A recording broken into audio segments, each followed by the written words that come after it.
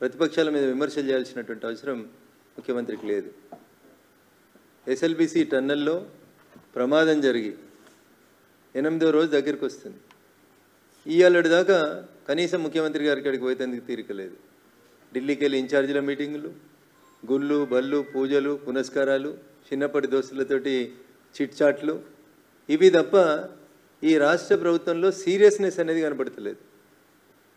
ప్రజల దృష్టిని ప్రజల అటెన్షన్ని ఇట్లాంటి సమస్యల నుంచి మరల్చేందుకు నోటికి ఏది వస్తే అది మాట్లాడడం మొదలు పెడతా ఉన్నాడు రేవంత్ రెడ్డి.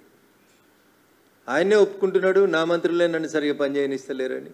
కాంగ్రెస్ పార్టీ వాళ్ళే ఆన్ రికార్డ్ ఆఫ్ రికార్డ్ చెప్పుకుంటున్నారు. మా ముఖ్యమంత్రి గారికి మాకు మధ్యలో సంబంధాలు దూరమైనవి చెప్పుకుంటున్నారు. ఏదో కులగణన అని చేసి ఆఖరికి సొంత పార్టీలోనే బీసీల హక్కుల కోసం కొట్లాడితే ఎమ్మెల్సీని బయటికి పంపించుకునేటువంటి దుస్థితి కాంగ్రెస్ పార్టీది. రాహుల్ గాంధీ అసలు అపాయింట్మెంట్ లేనే లేదంటే ఢిల్లీకి పోయి రాహుల్ గాంధీని కలిసినామని వాళ్ళే చెప్పుకున్నారు తప్ప నిజంగా రాహుల్ గాంధీని కలిసి ఒక్క ఫోటో ఎందుకు బయటికి రాలేదన్న?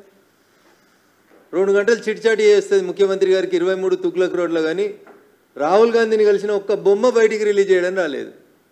ఇక నేను నీ పార్టీ వాళ్ళు నమ్ముతురా నమ్ముతలేరా, నీ పరిస్థితి ఏందనేది ఒకసారి ఆలోచించుకోవాలి.